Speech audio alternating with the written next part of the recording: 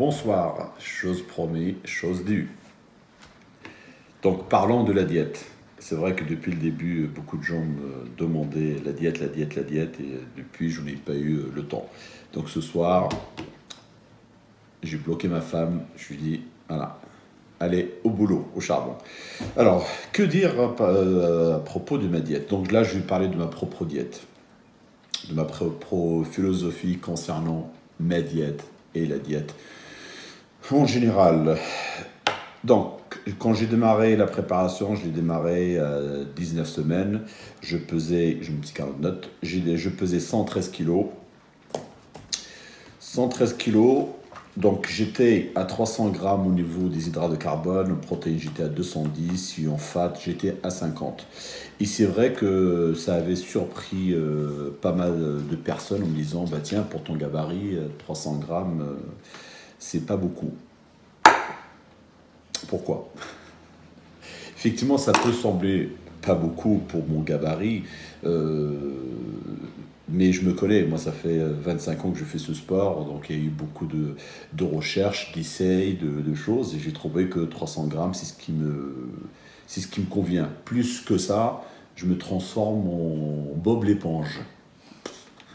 Voilà, donc je savais par expérience que j'avais une sensibilité aux hydrates.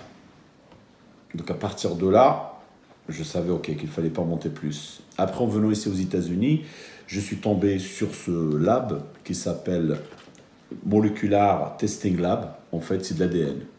Donc par rapport à l'ADN, je ne m'étais pas planté. Donc ça, c'est ma courbe. Donc voilà, au niveau des hydrates, tolérance normale, intermédiaire et poor. Donc moi, je suis là. Donc je suis très très sensible aux hydrates. Donc voilà.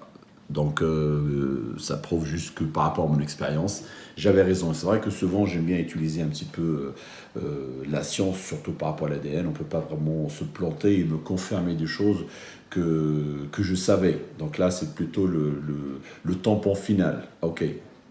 T'es sensible, t'es sensible. Et c'est marrant, ça me montrait d'ailleurs autre chose. Je vais aller rapidement. Là, par exemple, au niveau du gras, du fat, voilà, c'est plutôt moyen dans le vert. Donc, j'ai une normale tolérance. Donc, il me conseille, par exemple, voilà, sur ma journée de fat, d'avoir entre 25 et 35%.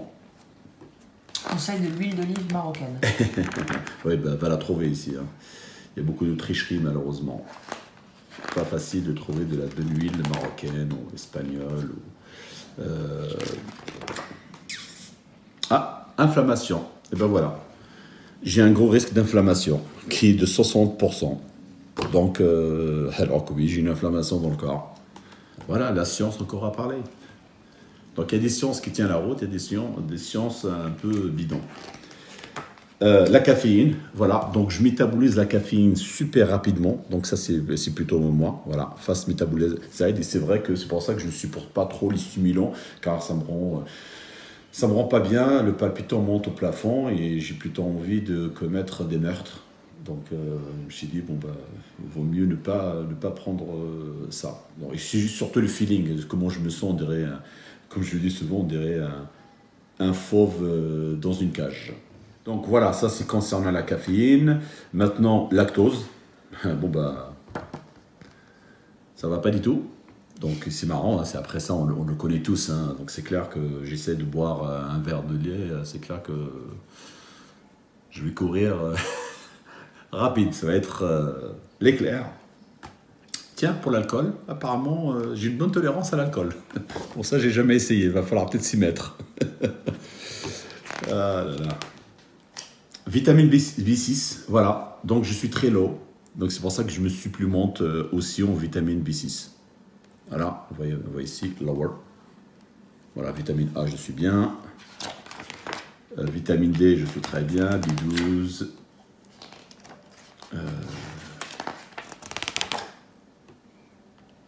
Alors c'est marrant.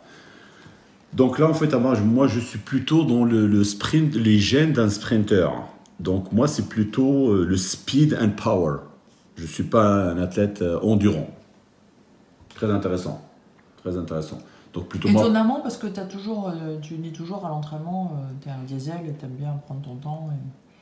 Mais disons, par rapport à mes fibres, oui, c'est plutôt, je suis plutôt quelqu'un de fort. Et c'est vrai que, après, chacun a sa propre force.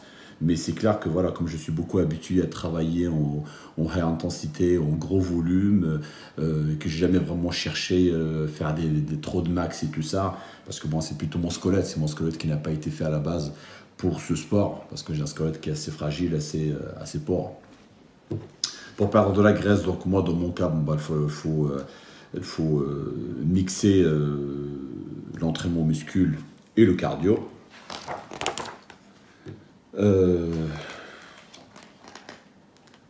Injury, donc j'ai un risque au fait de tendinite. Ah ben, la totale. Voilà en général. Donc ça c'était quelque chose de vraiment bien. Alors au niveau des Juste, ça t'a coûté combien? ça, je sais pas si ça existe en France, ça doit exister en France. Peut-être ça, je crois que ça m'avait coûté $250.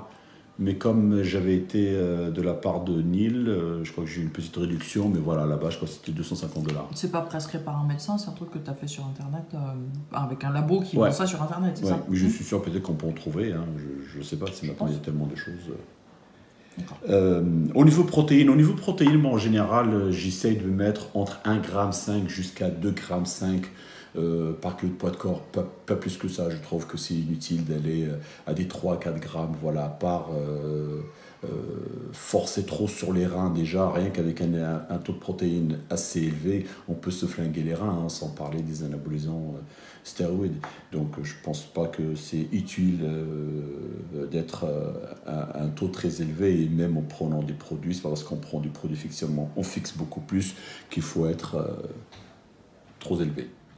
Et concernant les fats, bon, quand on démarre une diète, voilà, il faut en avoir, hein, donc c'est clair, des bonnes sources, ça peut être le saumon, ça peut être du beurre de cacahuète, ça peut être de l'avocat, le jaune d'œuf. Mais quand je commence à modifier la diète, en général, ce que j'élimine le premier, c'est les graisses. C'est les graisses qui sont très caloriques, hein, par rapport aux hydrates. Il y a plus de calories, donc ce qui est juste logique, voilà, on commence à diminuer les fats. Je reviens au niveau des glucides. Vous me connaissez maintenant, j'ai toujours essayé de faire dans la simplicité, pas se prendre la tête.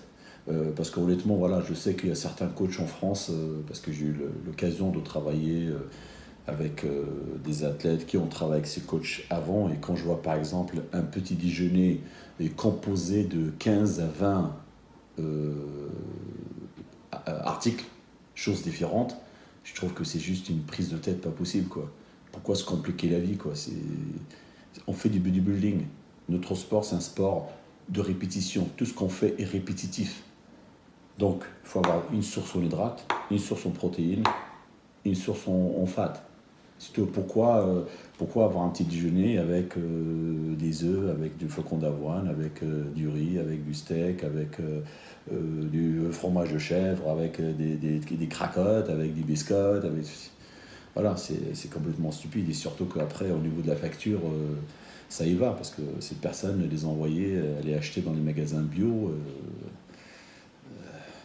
Quand on connaît le prix de la biscotte dans le magasin bio, ça va très vite. Et les gens qui ont suivi la préparation de Stan Emol, qui crée sa Cito, qui n'est pas rien, quand même, ce monsieur est connu, reconnu. Vous avez vu la diète, c'est d'une simplicité du début jusqu'à la fin. C'était du riz, de la patate douce, du ground chicken au turkey, du bœuf et du saumon, voilà, avec des légumes.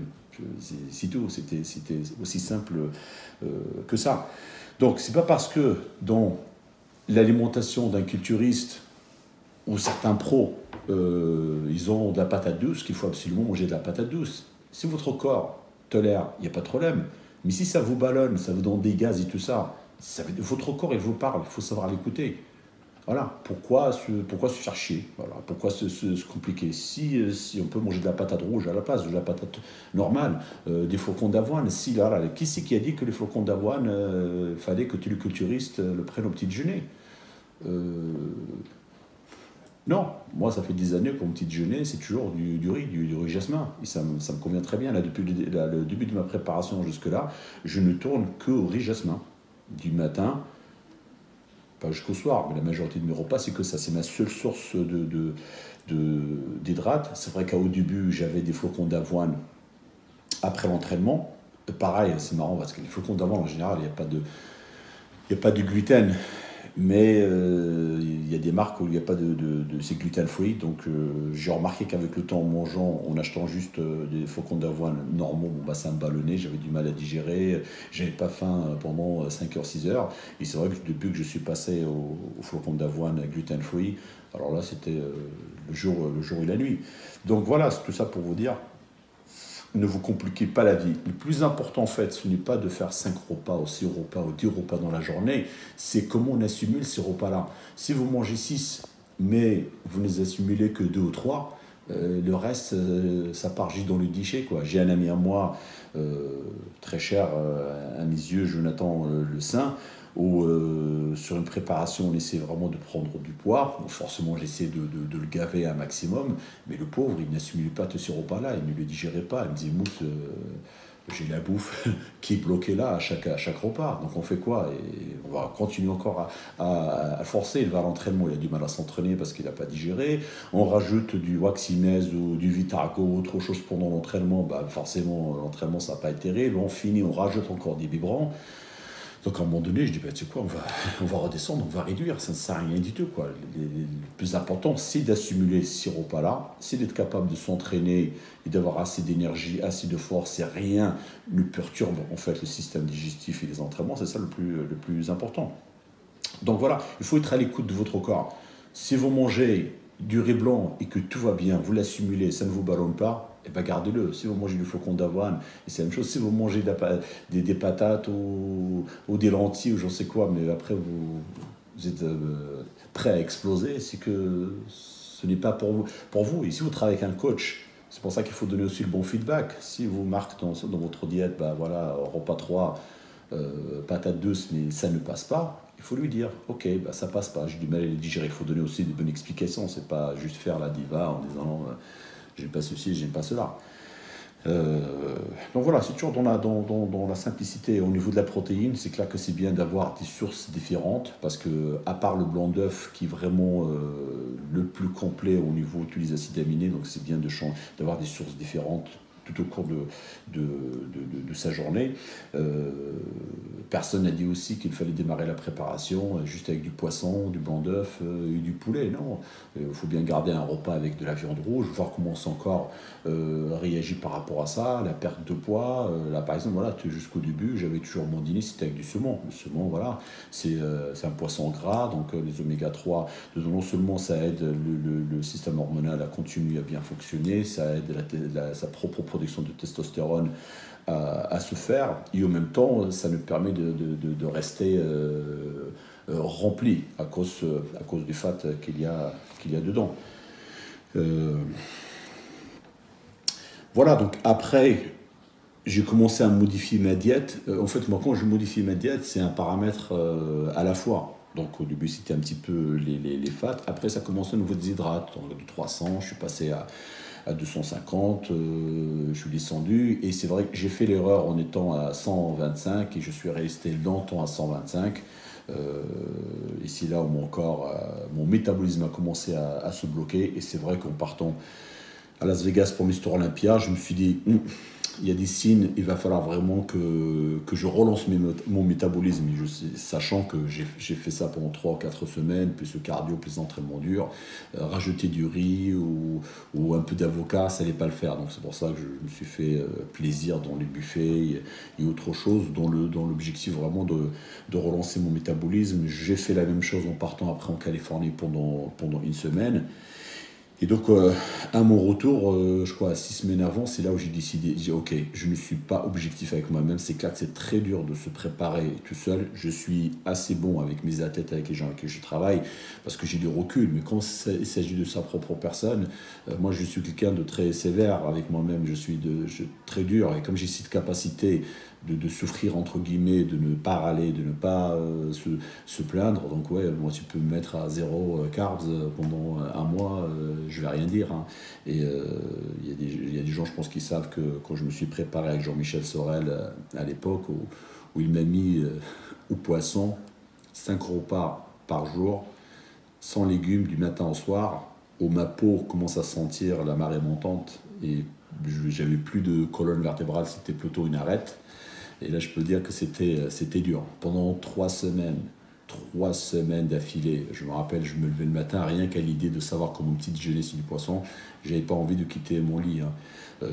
En plus, il y avait du T3 derrière, chose qui n'arrangeait pas, donc c'est clair que le métabolisme était bloqué de chez bloqué. Et jusqu'au jour où je suis arrivé à la salle, j'arrivais même pas à faire un exercice, ni quoi que ce soit. J'étais un petit peu d'ailleurs trop à l'ancienne, pas assez de connaissances. Mais bon, je l'ai fait, je n'ai rien dit. Je me rappelle à chaque fois que je faisais le checking avec lui, il me dit Mousse, bon, c'est pas encore ça, il va falloir rajouter encore un jour. Ah, c'est pas encore ça, il va falloir encore rajouter 2 jours. Et voilà, je suis quelqu'un qui écoute. Il n'y a pas de souci, Jean-Michel, on va le faire, on va souffrir. Voilà. Donc, j'ai toujours été un bon élève. Et par rapport aux modifications, quand on travaille avec un coach, c'est clair que c'est très important. Un bon coach, c'est un mec qui a l'œil. C'est pas juste la science, voilà, il faut faire ceci, cela. Non, c'est l'œil, voir à quel moment il va falloir changer la diète.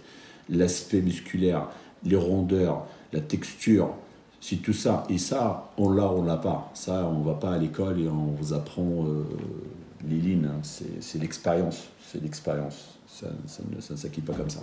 Soit on l'a, soit on l'a pas. Donc, et depuis effectivement les 6 semaines où j'ai commencé à aller checker régulièrement avec mon ami et avoir son œil, et c'est clair que là, ça fait 2 semaines qu'on joue quasiment tous les 2 jours sur les hydrates. J'aurais été tout seul, mais jamais de la vie, j'aurais poussé. Là, en ce moment, je suis à 275 grammes. Voilà, je suis presque au niveau où j'étais au début quand j'ai démarré à 300 grammes. Et il y a un jour cette semaine où j'étais à 300 grammes, plus un steak le soir. C'est parce que je me suis complètement aplati, vidé. Les symptômes à l'entraînement, j'ai du mal à voir la congestion. Je suis complètement à plat et surtout avoir ce corps complètement vidé. Les muscles ne ressortent pas, même les abdominaux ne poussaient pas assez la paroi. Et c'est vrai, en faisant ça, en augmentant les hydrates, et ben, j'ai relancé mon métabolisme et ça a commencé mon corps a commencé à changer de jour en jour. Hein. Le cardio, c'est toujours la même chose, 30 minutes 5 fois par semaine. Il m'a même demandé de réduire un petit peu l'intensité sur l'entraînement, mais bon, ça, je suis un peu tête têtu, j'ai un peu de mal avec ça. Là, mon corps fait pas mal d'eau, mais en même temps, voilà, comme je vous dis, voilà, j'aime manger assez salé, tous les repas sans salé, plus j'utilise une sauce pimentée où il y a 120 grammes de sodium à chaque fois. Donc ça, c'est pas un problème, parce qu'après, la dernière semaine, en plus avec les diurétiques, tout ça va se barrer. Donc voilà, donc j'ai supprimé, au moment où j'ai supprimé complètement le fat, j'avais plus de saumon, plus d'avocat. Mes seules sources de fat en ce moment, je suis à 12 grammes, c'est les oméga 3 que j'utilise. Et ça me va très bien, le corps a tout de suite commencé à réagir. Et encore à ne pas confondre, ce qu'on fait c'est extrême. Donc on sait que réduire les lipides à 0 sur une longue période, on sait que c'est pas bon parce qu'il en faut de temps en temps pour relancer son système hormonal, mais ça reste du body, hein. Il y a des choses, tout ce qu'on fait est extrême. Donc c'est pour ça qu'on le fait sur un laps de temps, on ne peut pas le faire sur une longue période, sinon on se scanne. C'est pour ça tout ce qu'on fait, on le fait pour un jour bien précis. C'est pour ça avoir un taux de gras aux alentours de 3-4%, ce n'est pas normal. C'est pour ça souvent j'ai dit que c'est le seul sport où le jour de la compétition, au niveau santé, on est limite. Alors que les autres sports, le jour de la compétition, il faut être en forme, il faut être frais, il faut être prêt. Et nous, parce que le taux de gras est tellement au plus bas, on ne fonctionne pas normalement. C'est pour ça qu'on fait 2-3 pauses, on est essoufflé, on est fatigué. Donc plus rajouter la déshydratation à cause des diurétiques, réduire l'eau, couper l'eau comme certains. Donc voilà, ce qu'on fait, c'est pousser la machine le plus loin possible. Il faut être assez intelligent quand même, de connaître un petit peu quand même ses limites. Quoi d'autre? Tu penses à autre chose? voilà, après si vous avez d'autres questions, n'hésitez pas. Donc là, je suis à une semaine. Là, au niveau produit, l'hormone de croissance, je vais l'arrêter dimanche. En général, je l'arrête toujours 10 jours, une semaine avant. Il y a des athlètes qui la continuent jusqu'au bout, mais certains qui ont tendance à faire un peu plus de rétention d'eau, c'est clair que l'hormone de croissance peut être sujet à ça. Donc, je préfère la supprimer pour moi à une semaine ou 10 jours. Donc, dimanche, ça va être le dernier jour. J'ai supprimé complètement la testostérone. Vers la fin, j'étais juste à la testopropionate à 300 mg par semaine. Et là, ça fait à 3 semaines, je l'ai complètement arrêté. Donc, mon stack actuel, c'est 76 mg l'ancien parabolon un jour sur deux, du mastéronpropionate 100 mg un jour sur deux, de la Navarre à 80 mg par jour, du Winstrol en tablette à 50 mg par jour, je suis passé de l'hexamostin à l'arimidex 1 mg par jour par mon médecin. Et la semaine dernière, j'ai rajouté du Nolvadex. Et c'est clair que là mes articulations, c'est l'enfer. Et surtout mes genoux, déjà le fait par rapport à l'arthrose.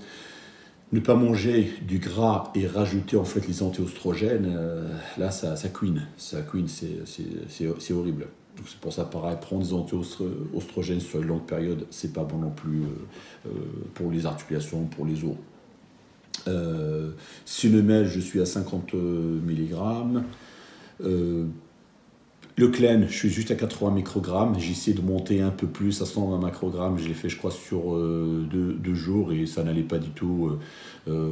Oppressé, du mal à respirer. Donc, je me suis dit, ok, ça ne sert strictement à rien. Il ne faut pas pousser le bouchon. Voilà, rien d'extraordinaire, mais en même temps, ça me convient. J'ai pas besoin de plus. J'ai jamais été un fou furieux. J'ai fait les choses intelligemment. Ça répond. L'essentiel maintenant, c'est surtout de garder ma masse musculaire. On ne va pas en construire, je ne vais pas me transformer en bœuf, je ne fais pas d'expérience avec l'insuline ou des recharges à l'insuline et toutes ces conneries-là, je ne joue pas à ça.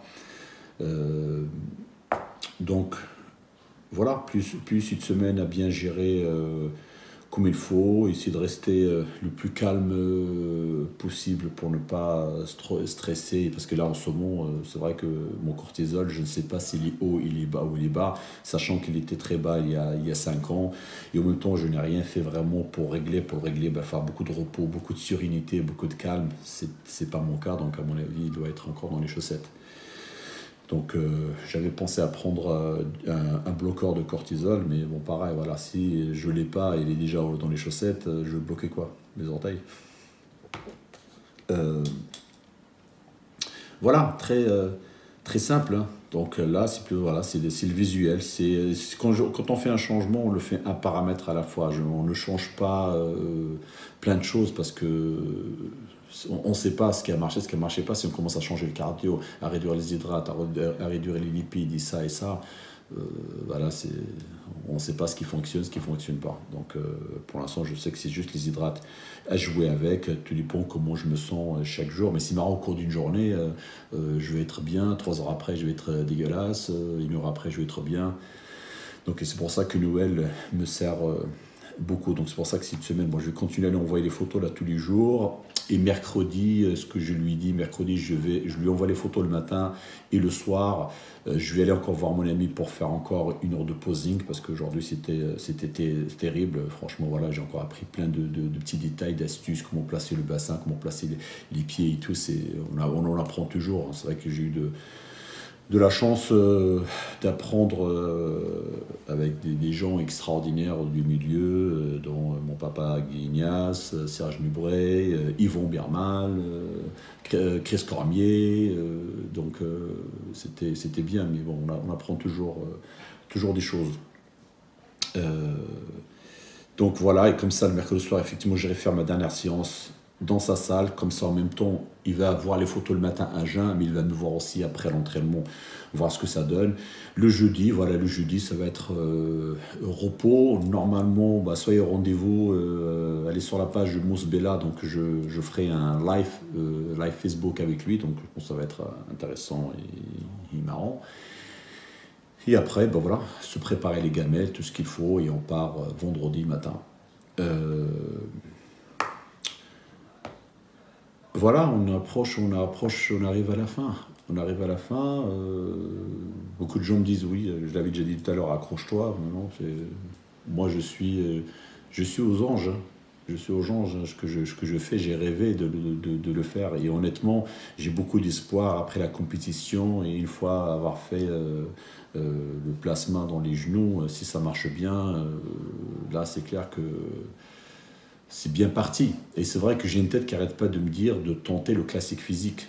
Le problème, c'est que le classique physique, il faut que je sois à 212. 212, ça fait combien dans... Je crois 212, ça doit faire 96 kilos, un truc comme ça. Le problème, c'est que là où j'ai peur, c'est que comme je suis grand et je n'ai pas génétiquement cette rondeur musculaire, ce côté bubbles, si je descends à 96 kilos, je vais être super méga plat.